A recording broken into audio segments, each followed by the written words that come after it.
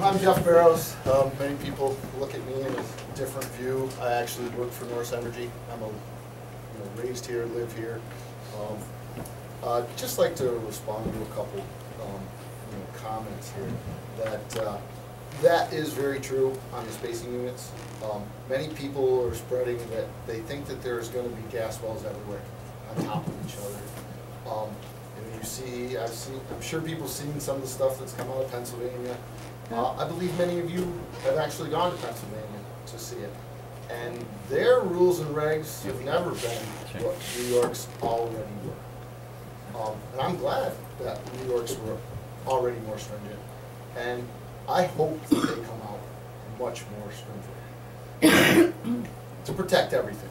To protect the water, to protect the landowners, to protect the neighbors, to protect everything. So, I spoke at the Oxford Town Board and said the same thing. So this is kind of, going back over again. But I've heard a lot, and I've seen a lot lately on people think there's no protection for the surface water. And I don't think everybody understands that in the process of applying for a permit at the state, before you submit that permit, you have to have a fully engineered design, they call it a SWIP, Stormwater Prevention Plan, for maintaining the surface water on every site. And that starts from the second you pull off of the roadway, whether your well's 50 feet off the road or 5,000 feet off the road. So they're, and they have to be designed by environmental engineers, and, they're reviewed from the time you start the construction to the time the drilling, and even after. Currently, we've got a well that we plugged, but we haven't reclaimed yet, and it's reviewed every month, and anything that comes up with it, we have to fix it, and that's the original, which is impressive.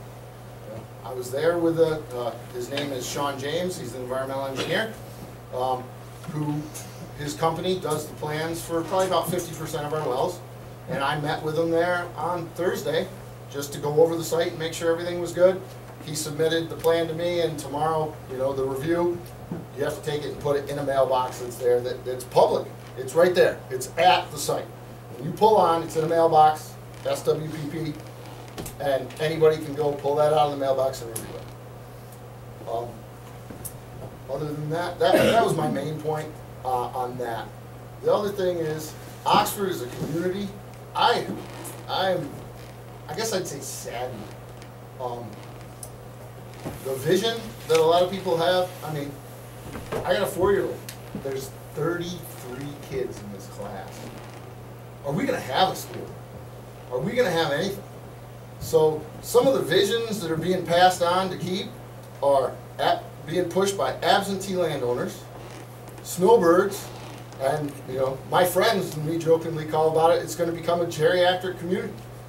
And most of my friends that I grew up, they're gone. We need something to keep them here. If it's not natural gas, we need something to keep the people, the jobs, and the community alive. And I hope that, aside from natural gas, I hope as a board, you're looking at that as well. Thank you. Good, nice.